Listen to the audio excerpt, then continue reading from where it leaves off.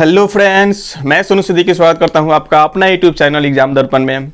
चलिए, हम लोग कल देखे थे विश्व मानचित्र और आज हम लोग देखने वाले हैं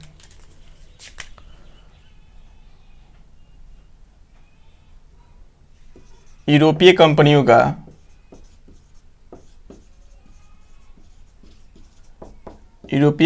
का आगमन। और यूरोपीय कंपनियों का आगमन में हम लोग आज देखेंगे पुर्तगालियों का आगमन। ठीक है, पुर्तगाल के बारे में, क्योंकि हम लोग जानते हैं कि सबसे पहले यूरोप में पुर्तगाल और स्पेन ही ऐसे देश थे जिन्होंने सबसे पहले नाविक अभियान प्रारंभ किया था। और ये देखेंगे कि आखिर ऐसे क्यों हुआ, यानी भौगोलिक खोज जलीय मार्ग की आवश्यकता ही आखिर क्यों पड़ी। तो जलीय मार्ग की आवश्यकता क्यों पड़ी, इसके बारे में हम थोड़ा देखेंगे। हम लोग जानते हैं कि 11वीं से 12वीं शताब्दी में ईसाई और मुसलमानों के बीच एक धर्म युद्ध हुआ था। ठीक है, 11वीं से 12वीं शताब्दी में प्रारंभ हुआ था और लगभग यह चला था 16वीं शताब्दी तक। इसका मतलब है 400 वर्षों तक ये युद्ध चला था। और इसका कारण क्या था? इसका कारण ये था कि जेरूसलम में, यानी इजराइल एक देश है और इजराइल में जेरूसलम नामक एक जगह है जहाँ पे ईसा मसीह यानी ईसाइयों के धर्म प्रवर्तक या धर्म गुरु ईसा मसीह का जन्म हुआ था और वो यानी सल्जुक तुर्कों यानी मुसलमानों के कब्जे में था। इसी को छुड़ाने के लिए ईसाई और मुसलमानों के बीच लगभग 11वीं से लेकर 12वीं शताब्दी तक, कब से कब तक? 11वीं 12वीं शताब्दी से 11वीं 12वीं शताब्दी से 16वीं शताब्दी तक धर्म युद्ध ईसाई और मुसलमानों के बीच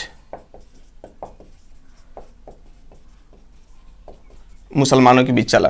ठीक है, ये एक कारण था भौगोलिक खोज, जिसके परिणाम स्वरूप लोगों में जागृति आई, पुनर्जागरण का काल आया। हम लोग देखेंगे पुनर्जागरण काल। इसके बाद हम लोग पुनर्जागरण के परिणाम स्वरूप क्या हुआ कि लोगों के अंदर, यानी पुनर्जागरण का अर्थ ही होता है पूर्णतः जागना, यानी पुनः जागना।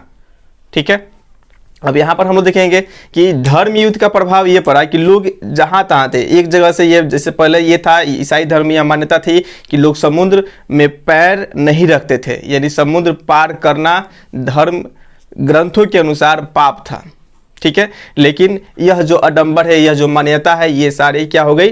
समाप्त हो गई, नष्ट हो गई, यानी धर्म युद्ध के समय। ठीक है, लोग समुद्र पार करने लगे थे और समुद्र पार करने के और सारे कारण थे। जैसे उस समय हुआ क्या? उस समय अनेक वैज्ञानिक के उपकरणों का खोज हुआ था। जैसे पहले दिशा सूचक यंत्र नहीं था, जैसे कंपास का ज्ञान नहीं था। ये कंपास का ज्ञान जो है यूरोपवासी अरबों से सीखे थे। तो कंपास का खोज, या बोल सकते हैं क्या, दिशा सूचक यंत्र, दिशा सूचक यंत्र का खोज। ठीक है, हल्की और तेज गति से चलने वाले नावों की खोज, यानी जैसे कैरवाल जहाज बोल सकते हैं हम लोग। कैरवाल जहाज जैसे पुर्तगालियों ने बनाया था, क्या था? ये हल्की हवा से चलती थी, हल्की एवं तेज गति से चलने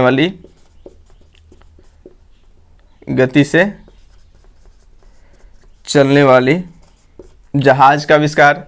फिर हम क्या कह सकते हैं? तो इसमें हम देख सकते हैं कि विश्व का मैप यानी मानचित्र का खोज। ये सभी खोजों के परिणाम स्वरूप लोगों के अंदर यह जागृति आई कि अब हम लोग क्या कर सकते हैं, हम लोग जलीय मार्ग का खोज, यानी भारत के लिए जलीय मार्ग का खोज कर सकते हैं। अच्छा, एक बात बताइए कि भारत के लिए ही क्यों? आखिर भारत के लिए जलीय मार्ग की खोज की इतनी बेचैनी क्यों है भाई? ये जानना आवश्यक है। तो हम लोग देखेंगे कि भाई ये जो यूरोपीय कंट्री है, हम लोग देख सकते हैं यूरोपीय कंट्री जो है उत्तरी ध्रुव के आसपास है। क्या है जी? उत्तरी ध्रुव के काफ़ी नज़दीक है। हम लोग जानते हैं कि उत्तरी ध्रुव हो गया या दक्षिणी ध्रुव हो गया, यानी ध्रुवों के पास भयंकर ठंडी पड़ती है। क्या होता है? काफ़ी भयंकर ठंडी पड़ती है बाबू। और ठंडी पड़ती है तो हम लोग देखते हैं कि जब हमारे क्षेत्र में, हमारे यहाँ ठंड का मौसम आता है तो हम लोग क्या करते हैं जी? अधिक से अधिक गर्म पदार्थ का सेवन करते हैं। अब वहाँ तो सालों भर ठंडी है, तो वो सब क्या करेगा? जब वहाँ सालों भर ठंडी है तो वो सब सालों भर गर्म पदार्थ का सेवन करेगा ना जी। तो गर्म पदार्थ का सेवन करेगा तो ये गर्म पदार्थ आएगा कहाँ से? गर्म पदार्थ यहाँ होता तब ना। यहाँ तो भूमि भी उस लायक नहीं है कि ये जैसे मान लीजिए आपका लौंग हो गया, इलायची हो गया, हाँ, गर्म पदार्थ जितने भी आते हैं, गर्म मसाला, ये सब का उत्पादन हो सके। ये यहाँ पे गर्म मसाला का उत्पादन नहीं होता है। ये गर्म मसाला का लगभग दक्षिण पूर्वी एशियाई देशों से क्या करते थे, आयात करते थे। ठीक है, और ये आयात कौन कराता था, जैसे मान लिया आपका इराक हो गया, ईरान हो गया, सऊदी हो गया। ठीक है, ये जो आपके गल्फ कंट्री है मीडिएटर के काम करते थे, ये व्यापारिक थे, ये भारत से मसाले को खरीदते थे और ये स्थलीय मार्ग द्वारा लाकर यूरोपियन कंट्री में बेच देते थे, जिससे यानी सभी जितने भी आपके ये बीच के जो देश है यूरोप और एशिया के, भारत के बीच के, इन सबको काफ़ी मुनाफा मिलता था। 2 रुपये में खरीद ले, 10 रुपये में बेच दिया, 8 रुपये फ़ायदा कमा लिए। ठीक है, लेकिन हुआ ये कि जैसे ही कुशतुनिया का पतन हुआ, ये आपका लाल सागर और फारसी खाड़ी से जाने वाला आने वाला जो मार्ग था ये अवरुद्ध हुआ। उसके परिणाम स्वरूप अब इनके पास कोई ऑप्शन ही नहीं रहा भाई यूरोप वासियों को कि भैया अब हम मसाला कहाँ से लाएंगे, कहाँ से खरीदेंगे। ठीक है, जब ऑप्शन नहीं रहा, जब ये स्थल मार्ग अवरुद्ध हो गया, 1453 ईस्वी में कुशतुनिया का पतन हो गया, मतलब 1453 ईस्वी में जो कुशतुनिया मार्ग था उस पर सल्जुक तुर्कों ने आक्रमण कर उसे जीत लिया। अब इस मार्ग पर किसका एक अधिकार हो गया, उस्मानिया साम्राज्य के सुल्तानों का एक अधिकार हो गया। अब भाई ये लोग तो गर्म मसाला खाएंगे, मांस खाएंगे, मांस किस में बनता है, गर्म मसाले में बनता है, अधिकतर हम लोग खाते हैं। तो मांस खाएंगे यानी जितने भी गर्म चीज़ होते हैं लोग सबका सेवन करते हैं। तो अभी तो मांस तो खाना ही है, अब मसाला आएगा कहाँ से। अब इन लोगों ने सोचा कि भाई हमें कोई ना कोई रास्ता ढूंढना चाहिए। अब रास्ता ढूंढे कैसे भाई। अब हुआ ये कि जो पुर्तगाल और स्पेन, ये देख सकते हैं आपका ये पुर्तगाल है और ये जो दिखाई दे रहा है इसके बगल में ये कौन सा है, स्पेन है। और ये दोनों कहाँ किस महादेश में आ रहे हैं, यूरोपीय महादेश में। ठीक है, यहाँ पुर्तगाल की रानी थी इसाबेला। पुर्तगाल की रानी इसाबेला थी। चलिए थोड़ा साफ कर दे रहे हैं, ये अटलांटिक महासागर को दर्शा रहा था, इसलिए हम इसको यहाँ पे थोड़ा सा जलीय भाग को दर्शाने के लिए ये ब्लू टिक आउट कर दिए थे, लेकिन अब इसकी खास आवश्यकता नहीं है, आप लोग समझ चुके हैं। तब देखिएगा पुर्तगाल की महारानी कौन थी, इसाबेला, और स्पेन के राजकुमार हेनरी द नेविगेटर, हेनरी या प्रिंस हेनरी हम बोल सकते हैं, प्रिंस हेनरी इनका नाम था, लेकिन नाविक अभियान में काफ़ी अग्रसर होने का कारण इनका नाम ही रख दिया गया हेनरी द नेविगेटर। ठीक है, यानी बोल सकते हैं प्रिंस हेनरी लिख देना है, प्रिंस हेनरी, जिसको हेनरी द नेविगेटर के नाम से जाना जाता है। इन लोगों ने सबसे आगे आकर बोला कि भाई हम लोग क्या करेंगे, अपने अपने देशों में नाविक अभियान चलाएंगे। ठीक है, नाविक अभियान मतलब जो लोग जैसे कोचिंग नहीं होता है, कोचिंग क्लासेस, यानी नाव चलाने की प्रशिक्षण देने की व्यवस्था करना, ये नाविक अभियान हम बोल सकते हैं। ठीक है, और नाविक अभियान चलाए, लोगों को नाव चलाने की प्रशिक्षण दी जाने लगी। ये सभी अपने खर्च पे करते थे। जो आपका पुर्तगाल की महारानी जो थी इसाबेला और स्पेन के राजकुमार यानी प्रिंस हेनरी, ये अपने खर्च पे नाविक अभियान प्रारंभ किए थे। इनका बस एक ही मकसद था कि भाई भारत के लिए जलीय मार्ग का क्या कर देना, खोज करना, भारत के लिए मार्ग का खोज करना। ठीक है, वो हम देखेंगे। सबसे पहले पुर्तगाल से एक व्यक्ति निकलता है, ये दोनों को हटा सकते हैं, मिटा सकते हैं जी, इसाबेला और हेनरी। चलिए, पुर्तगाल से एक व्यक्ति निकलता है सबसे पहले, जिसका नाम है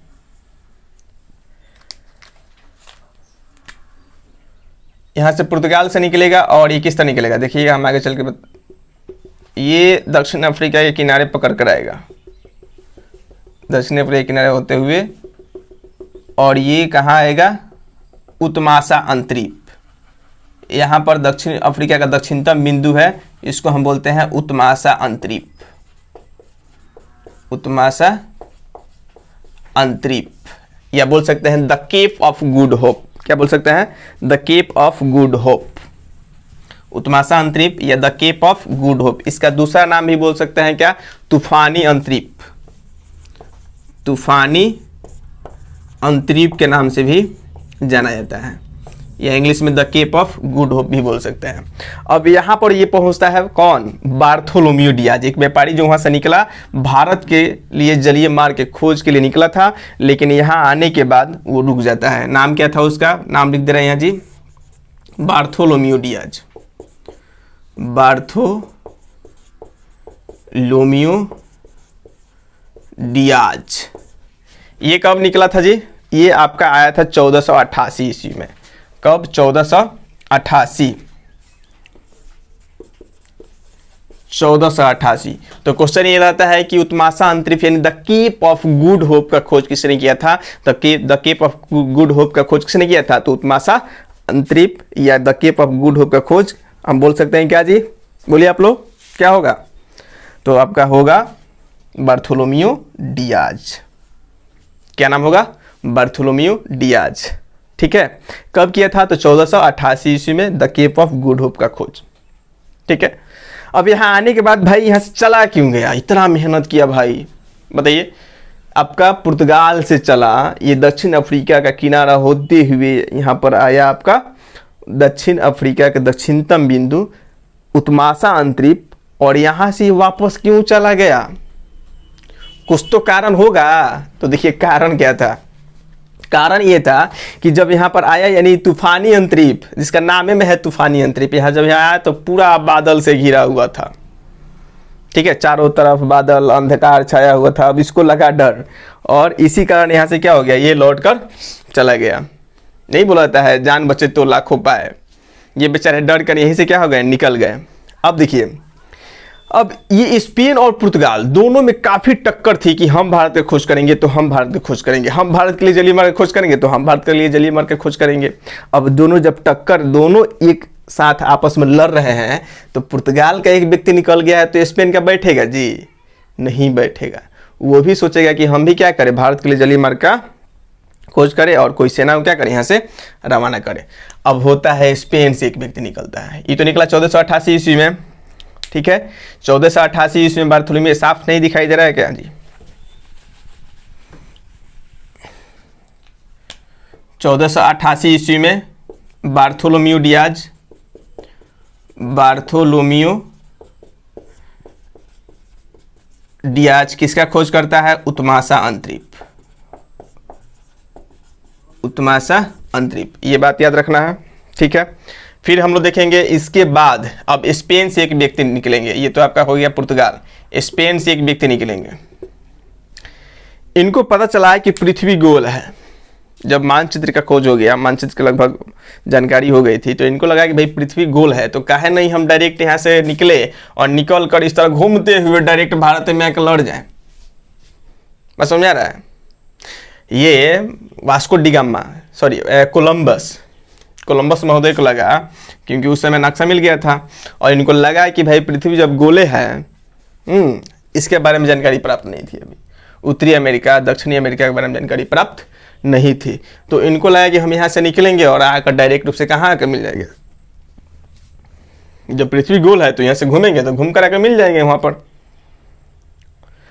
तो ये निकले यहाँ से स्पेन से, और निकले यात्रा करते करते और यहाँ आकर अमेरिका में टकरा गए।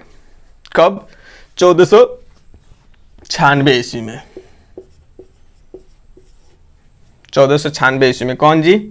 Columbus, Christopher Columbus.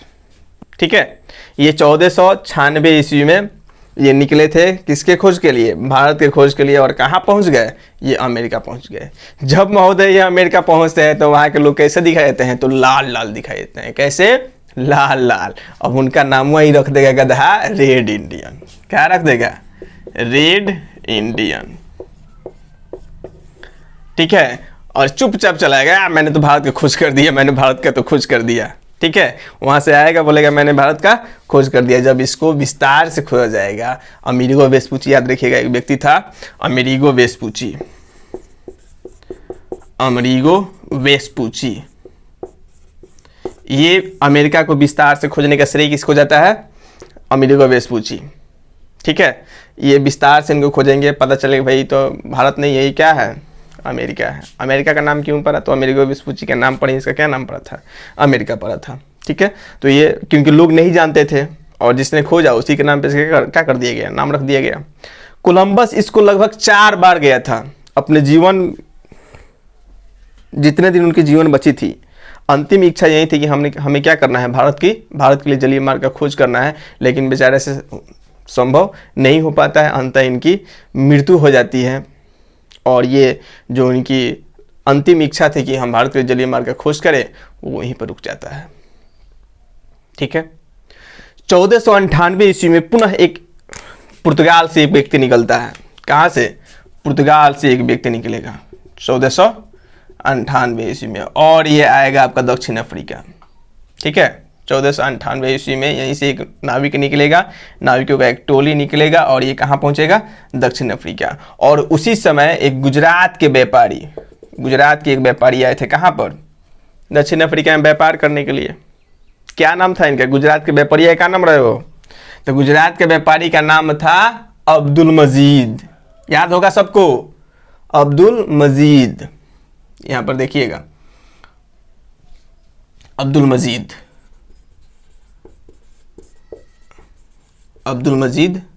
गुजरात का व्यापारी था। ये कहाँ आया था? तो ये महाशय आए थे दक्षिण अफ्रीका व्यापार करने। ठीक है। सौभाग्यवश यानी वास्को डी गामा की मुलाकात किससे हो जाती है? अब्दुल मजीद से हो जाती है। किससे?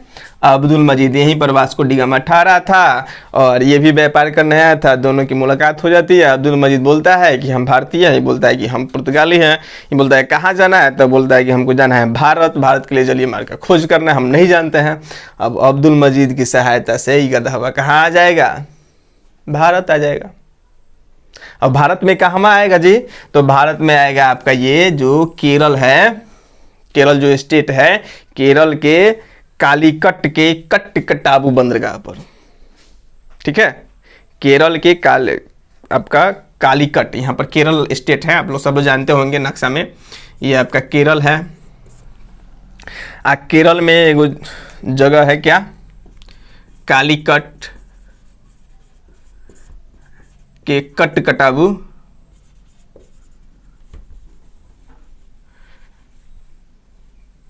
कालीकट के कट्टकटाबू बंदरगाह पर। ठीक है। कब आता है जी? कौन आता है यहाँ पर? तो वास्को डी गामा। हम बोल सकते हैं यहाँ पर, देख लीजिए, ये बेचारा आएगा यहाँ से, वास्को डी गामा 1498 ईस्वी को।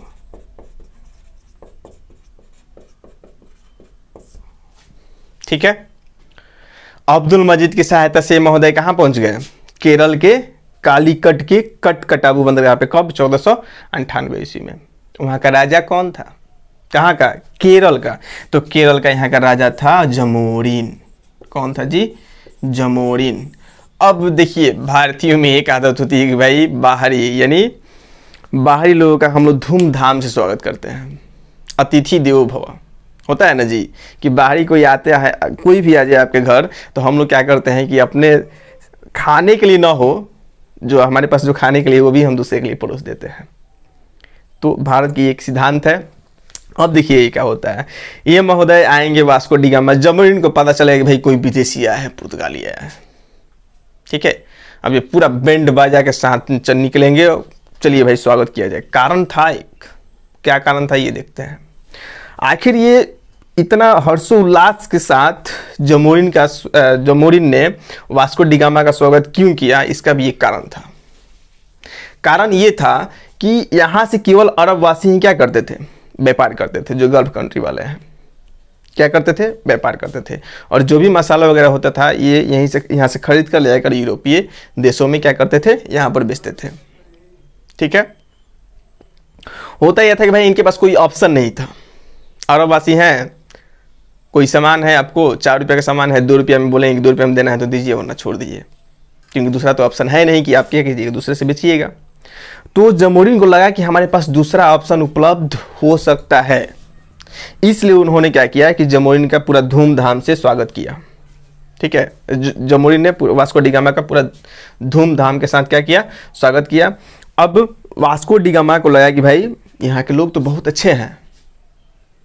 अब वो क्या करते हैं? जमोरिन के साथ हीरे जवाहरात जो भी अपने साथ लेकर आए थे, क्योंकि अगर वहाँ से मुद्रा ये लेकर आते तो मान लीजिए कि आपका इंग्लैंड, स्पेन या फ्रांस, दूसरे विदेशी उस समय की मुद्रा भारत में चलता नहीं चलता। इसलिए उन्होंने क्या किया, कुछ हीरे जवाहरात या जो भी अपने साथ लेकर आए थे वो पेश कर दिए किनके सामने, जमोरिन के सामने। जमोरिन खुश हुए और अपने आसपास में जितने भी मसाले थे सबको इकट्ठा किए और किनको दे दिए, वास्को डी गामा को दे दिए। वास्को डी गामा उन मसालों को लेकर जब आ रहा था, जब आते हुए रास्ते में देखिए गड़बड़ होगा। अब बताइए एक बात कि पहले तो अरबवासी पूरा ऐश के साथ यहाँ पे पूरा आराम के साथ नो टेंशन एकदम बिंदास क्या कर रहे थे, व्यापार कर रहे थे कि हम ही तो हैं, दूसरा कोई थोड़े है। बस समझ आ रहा है। अब कोई दूसरा अगर इसमें प्रवेश करेगा तो उनको जलन होगी, एकदम होगी। कारण ये है कि भाई ये तो मनमानी करते थे, अकेले व्यापार करते थे तो ये मनमानी करते थे, ठीक है। अब कोई दूसरा आएगा तो इनको तो जलन होगी, द्वेष होगा कि भाई अब हमारी मनमानी नहीं चलेगी। अब ये क्या करेंगे कि जैसे ही वास्को डी गामा ये सारे मसाला वगैरह सामान और मसाला जो भी खरीदा था यहाँ से लेकर जाएगा तो बीच में क्या करेंगे, रोक टोक करेंगे ही, परेशान करेंगे ही, तंग करेंगे ही कि पुनः ये लौट कर न आए। वास्को डी गामा बेचारा कुछ नहीं बोला, परेशान किया और वासी कुछ नहीं बोला, चुपचाप चला गया मसाला लेकर। ये जाकर बोला कहाँ पर, स्पेन पुर्तगाल में, कि देखिए ना मेरे साथ ऐसा ऐसा हुआ है। चलिए वो टॉपिक हम फिर जाकर क्या बोला क्या हुआ उसके बाद हम लोग देखेंगे। यहाँ तो सबको समझ में आ गया होगा कि किस प्रकार यानी भारत के लिए जलीय मार्ग का वास्को डी गामा ने खोज किया। सबसे पहले यहाँ पर आपको याद रखना है, बार्थोलोमेव डियाज ने 1488 ईस्वी में उत्तमासा अंतरिप यानी उत्तमासा अंतरिप का खोज किया था। उसके बाद आपको 1496 ईस्वी में उत्तरी अमेरिका, बोल सकते हैं अमेरिका का खोज किसने किया था, कोलंबस ने। और फिर क्या हम लोग देखें कि अंततः 1498 ईस्वी में भारत का खोज किसने किया, वास्को डी गामा ने, ठीक है। और उस समय वहाँ का राजा कौन था, तो जमोरिन था। कहाँ आया था, केरल में कालीकट के कटकटाबू बंदरगाह पर वास्को डी गामा आया था, ठीक है। अरबवासी जब परेशान करते हैं तो हम देखिए ये मसाला को लेकर गया, अरबवासी रास्ते में बीच रास्ते में यहाँ पे समुद्र में क्या किए, इनको रोके टोके परेशान किए। तब ये क्या करते हैं, जाकर आपका इस पुर्तगाल में जाकर बोलते हैं कि हमारे साथ वहाँ के लोग तो अच्छे हैं, बहुत अच्छे हैं, हमारा खूब धूमधाम से स्वागत किए, लेकिन वहाँ जो व्यापारी है अरब व्यापारी वो ठीक नहीं है, वो गधा सब हमको परेशान किया, ठीक है। अब आएगा दूसरा व्यक्ति जिसका नाम होगा, मिटा सकते हैं, दूसरा व्यक्ति आएगा पेड्रो अल्वारेज कैब्रॉल, ठीक है। दूसरा अभियान यानी पुर्तगालियों का दूसरा अभियान जो होगा वो होगा किनके साथ, वास्को डी गामा तो चला गया, वास्को डी गामा के बाद कौन आ रहा है, तो पेड्रो अल्वारेज कैब्रॉल। अब देखिए पेड्रो अल्वारेज कैब्रॉल, पेड्रो अल्वारेज कैब्रॉल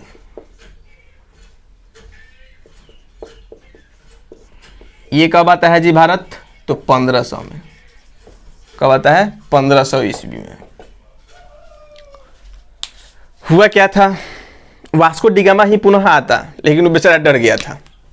डर इसलिए गया था क्योंकि अरबवासी चेता दिए थे कि इसके बाद आओगे तो पिटा हो गए, इसलिए ये बोला कि हम नहीं जाएंगे भाई, जिसको जाना है वो जाए, ठीक है। तो आता है कौन, पेड्रो अल्वारेज कैब्रॉल। काफ़ी बॉडी बिल्डर था, देहात में ठीक ठाक था, मैंने समझ जाइएगा आप लोग। तो पेड्रो अल्वारेज कैब्रॉल 1500 ईस्वी में आता है भारत।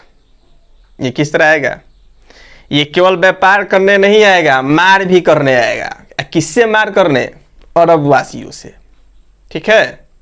कारण ये था कि जब वास्को डी गामा आए थे यहाँ पर, वास्को डी गामा जब भारत आया था तो उसके साथ बदतमीजी किए थे अरबवासी, इसलिए क्या करता है कि 13 जहाजी बेड़ों के साथ आता है। कितना, 13 जहाजी बेड़ा, 13 जहाजी बेड़ों के साथ आता है।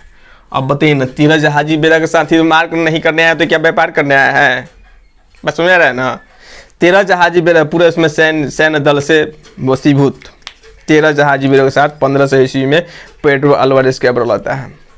अब जब अरबवासी देखते हैं कि भाई तो पूरा पहले ही से क्या हुआ है, तैयार होकर आया है, तो बोलना ठीक नहीं है, चुपचाप देखते रहते हैं। ये व्यापार वगैरह सब कुछ करते हैं, व्यापार करने के परिणाम स्वरूप होता क्या है कि जब ये भी लौट कर आने लगते हैं फिर अरबवासी खुद बताता है कि भैया अगर फिर इसको छोड़ देते हैं तो फिर मन बढ़ जाएगा। अब फिर होगा क्या, फिर रास्ते में जैसे ये समुद्र में प्रवेश करेगा अरबवासी कुछ उल्टी सीधी हरकत करेंगे और दोनों में जमकर एक युद्ध होगा और उस युद्ध में बुरी तरह से कौन पराजित हो जाएगा, तो अरबवासी बुरी तरह से पराजित हो जाएंगे। ठीक है, अरबवासियों का हो गया मामला खत्म। ठीक है, अब वो बीच में रोकेंगे नहीं, कहीं नहीं टोकेंगे, मामला अब इन लोगों का समाप्त हो गया। अब पेड्रो अल्वारेज कैब्रल सोचेगा कि हम तो इसको पराजित कर दिए, काहे ना अब जाके यहाँ के राजा से मिले। अब पेड्रो अल्वारेज कैब्रल क्या करते हैं कि वहीं पर जाकर तुरंत लौटता है और लौटकर आपका कोचीन और कुन्नूर, याद रखिएगा, कोचीन और कुन्नूर, क्या नाम है, कोचीन और कुन्नूर, कोचीन और कुन्नूर के राजा से जाकर मिलते हैं और संधि करते हैं, दोस्ती करते हैं। ठीक है, और संधि करके ये पुनः व्यापार करते हैं, व्यापार करके पुनः ये अपने स्थान पे चले जाते हैं। अब जब तीसरा अभियान आएगा तो पुनः वास्को डी गामा आएगा। ठीक है, क्योंकि अब वो जान गया था, पेड्रो अल्वारेज कैब्रल बोले कि हम तो अरब वासियों को सबक सिखा दिए, अब तुम जाओ, कोई दिक्कत नहीं है। तब आते हैं आपका तीसरा बार, यानी 1502 में आपका दूसरा अभियान होगा, जिसमें आपका कौन आएंगे, तो वास्को डी गामा।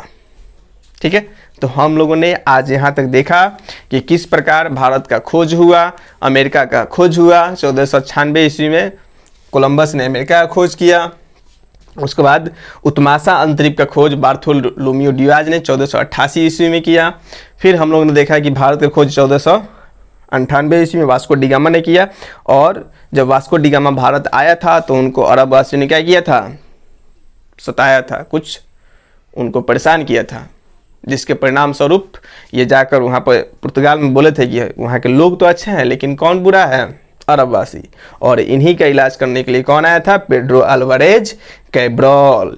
कब आया था, 1500 ईस्वी में, याद रखिएगा, ये दूसरा अभियान था।